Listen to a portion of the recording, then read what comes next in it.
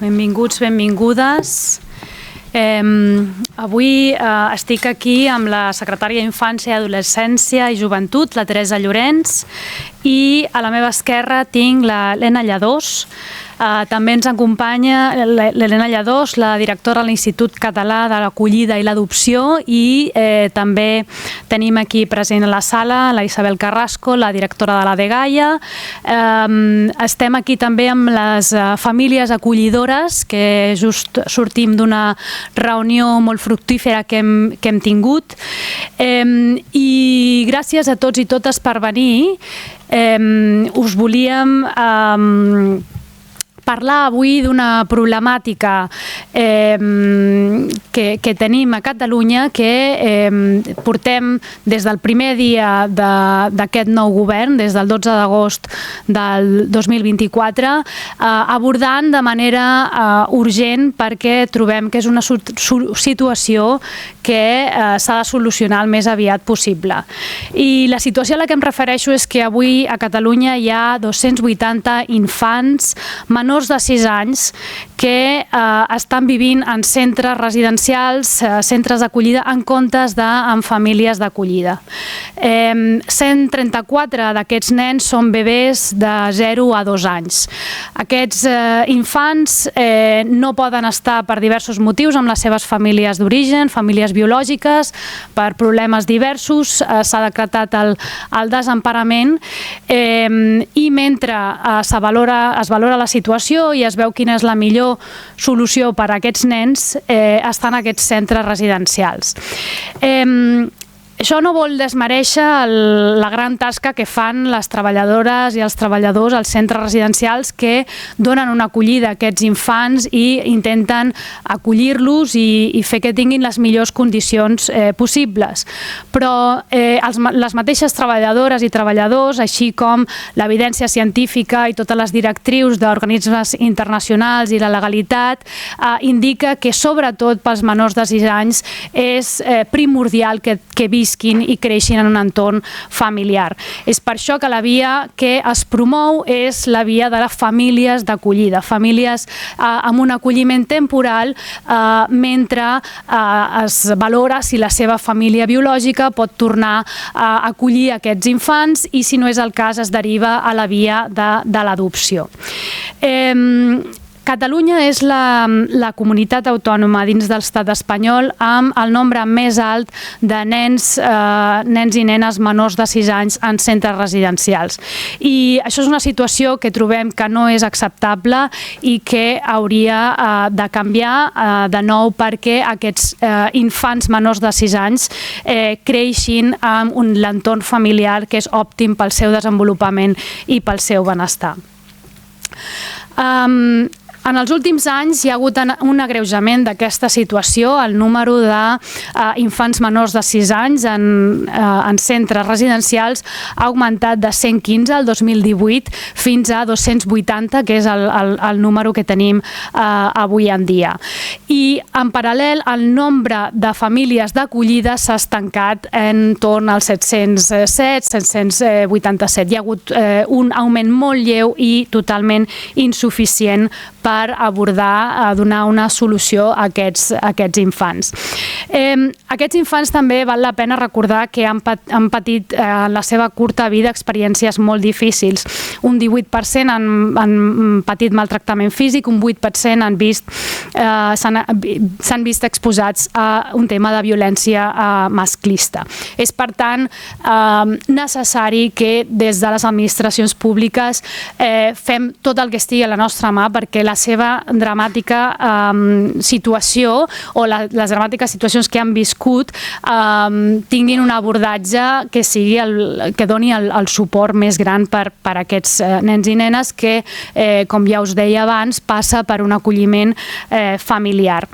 L'evidència científica també diu que l'acolliment familiar és superior a l'acolliment en centres residencials. Hi ha un article, per exemple, publicat l'any passat passat al The Lancet, que és una de les principals revistes mèdiques, on documenta l'associació negativa entre la institucionalització dels menors i el seu desenvolupament cognitiu i físic. La part positiva d'aquest article científic és quan aquests infants passen a famílies d'acollides, el seu desenvolupament cognitiu i físic millora de manera ràpida. I això també ens diu que hem de passar a l'acció perquè aquests 280 nens que ara tenim a Catalunya en centres residencials passin a famílies d'acollida el més ràpid possible. L'objectiu que ens fixem és que hi hagin 0 nens menors de 6 anys en centres d'acollida, que és l'objectiu. Intentarem avançar el màxim possible, però posem aquí la mirada. Algunes comunitats autònomes com Cantàbria i Aragó ho han aconseguit i aquest és el nostre objectiu. Llavors, el que hem fet des del 12 d'agost, des del primer dia d'aquest govern, és començar una fase d'escolta i de diagnòstic per abordar aquesta problemàtica. Hem parlat amb el col·lectiu, hem tingut diverses reunions tècniques amb famílies acollidores, també amb les entitats del tercer sector que acompanyen aquestes famílies. Hem coordinat aquesta tasca a la conselleria, treballant estretament des de l'ICA, des de l'Institut Català d'Adopció i d'Acollida, junt amb l'ADGAIA, amb el suport, la direcció de la Secretaria d'Infància, Adolescència i Joventut, i també jo mateixa he volgut seguir aquest tema de ben a prop i ho continuarem fent en els propers mesos fins a assolir l'objectiu que ens hem fixat. Des del consens i des d'aquesta fase d'escolta hem diagnosticat quin és el principal problema i ara hi hem trobat un conjunt de mesures de curt, que hem separat en curt i llarg termini, que són les que us anunciarem. Des de la part del diagnòstic, el principal problema és que hi ha un número insuficient de famílies acollidores. Necessitem que hi hagin més famílies que vulguin acollir. Però això és un diagnòstic fàcil. La pregunta difícil és per què no n'hi ha més famílies d'acollidora. Llavors, hem identificat 3 problemes principals que fa que moltes famílies s'ho plantegen però no donin un pas al front, i aquí aquestes problemàtiques és on aniran enfocades les mesures que avui us anunciarem. La primera problemàtica és que hi ha un incompliment dels terminis de tramitació dels expedients d'aquests nens i nenes. Aquí deixeu-me fer un apunt. Com us deia, les famílies acollidores estan acollint a nens de manera temporal mentre la seva família biològica es recupera o es pot intentar que els nens tornin en la família biològica. Si no poguessin tornar, llavors aquests infants passarien a la via de l'adopció. Però la via de l'acolliment, les famílies d'acollides, per definició, és una tasca, diguéssim, temporal. Però hi ha d'haver-hi uns tràmits o unes valoracions que decideixin si aquells infants, des del moment del desemparament, des del moment que la Generalitat assumeix la tutela, es valora quin diferent tipus d'acollida és el més adient, des de diagnòstic simple, permanent, a curt termini, o bé a la via de l'adopció. I això es decideix en base a uns informes de valoració. Un dels principals problemes és que aquests informes de valoració estan trigant més temps del que haurien de trigar i llavors fa que famílies d'acollida, que en principi, per exemple, a la fase de diagnòstic haurien de tenir un infant 6 mesos, l'acaben tenint molts més mesos, fins més d'un any. Això fa que moltes famílies que es plantegen ser d'acollida tinguin una situació d'incertesa perquè es dona que no es compleixen els terminis legals establerts. I això és un dels principals problemes que volem abordar amb les mesures que ara us anunciaré. Una altra problemàtica és la manca d'acompanyaments per fer tràmits complexes. Alguns d'aquests infants, un percentatge no molt alt, però hi ha un percentatge notable, per exemple, estan en situació administrativa irregular que s'ha de formalitzar, però també hi ha molts altres tràmits al marge de la situació administrativa que les famílies d'acollidores han de fer, que és un conjunt de tràmits addicionals que dificulta l'acollida. I també les famílies d'acollida han de mantenir un règim de visites amb les famílies biològiques que en alguns casos dificulten la conciliació familiar de les famílies biològiques, les famílies d'acollida i així les biològiques. En base a aquest diagnòstic i aquesta problemàtica o aquests 3 punts principals, des del consens amb les famílies, amb les entitats i el nostre propi diagnòstic, hem identificat unes mesures de curt i llarg termini.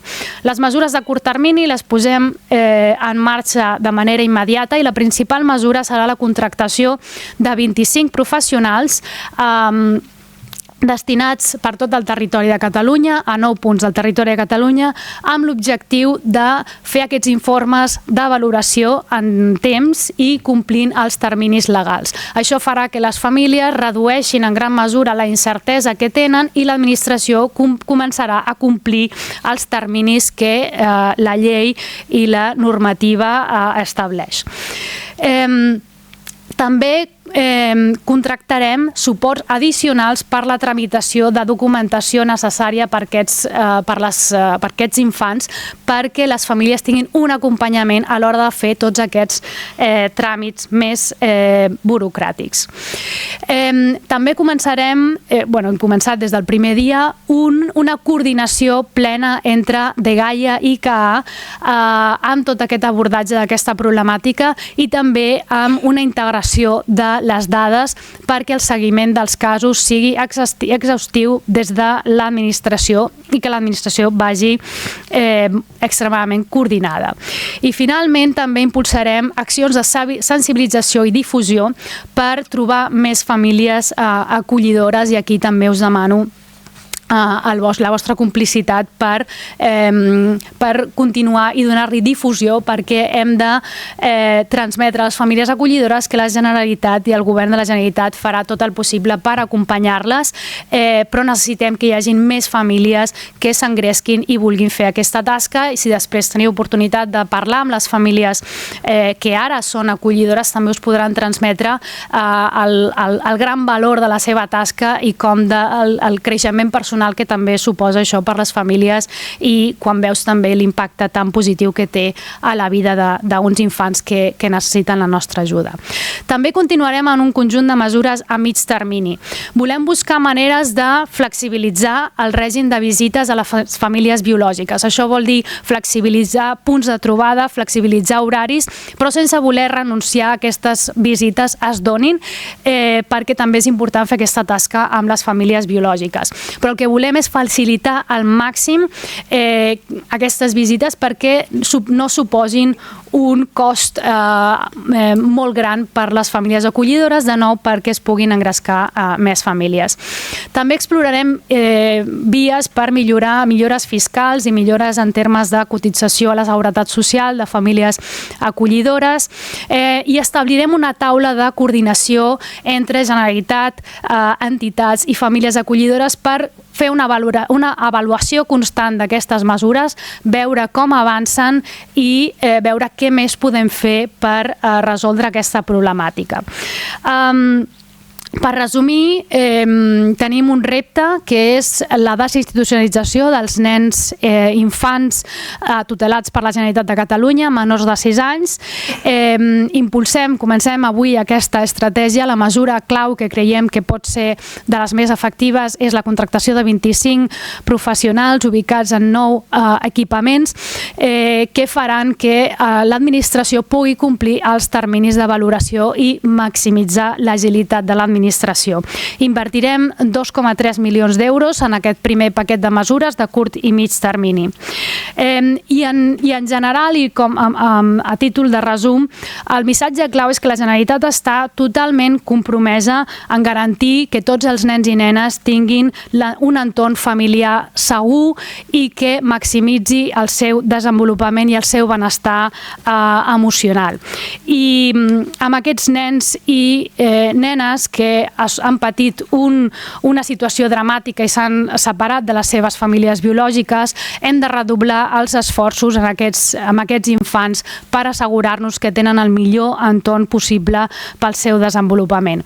La Generalitat impulsa una estratègia de cuidar les famílies acollidores i les entitats que els acompanyen, perquè entenem que és la millor manera de cuidar aquests infants i alhora també és la millor manera de cuidar a les famílies biològiques que el que realment volen és que els seus infants que ara no es poden fer càrrec en aquest moment també tinguin el millor entorn familiar possible. La Generalitat farà tot el que estigui a la nostra mà per cuidar les famílies acollidores, per demanar que hi hagin més famílies. Nosaltres farem el deure, però necessitem que hi hagin més famílies que s'engresquin a fer aquesta tasca. Llavors, el que és fonamental és fer aquesta crida perquè hi hagin de nou més famílies que ho vulguin fer. Catalunya és un país solidari, ho ha demostrat en moltíssimes ocasions, ho hem vist recentment amb la reacció del voluntariat a la Dana de València, i llavors és necessari que aquesta solidaritat i aquestes ganes de cuidar un dels actius més importants que tenim com a societat, que són els nostres infants, també ho veiem i hi hagi de nou més famílies que vulguin fer aquesta tasca de l'acollida. Mahatma Gandhi deia que la veritable mesura d'una societat no és el PIB per càpita i no són les xifres macroeconòmiques, sinó com tracta els seus membres més vulnerables. Donar el millor suport per aquests infants serà el millor resultat que puguem esperar per com a societat a Catalunya, i des del Govern de la Generalitat no escatimarem recursos en què aquests infants menors de 6 anys i tots els altres tutelats per la Generalitat tinguin la millor infantesa possible. Moltes gràcies.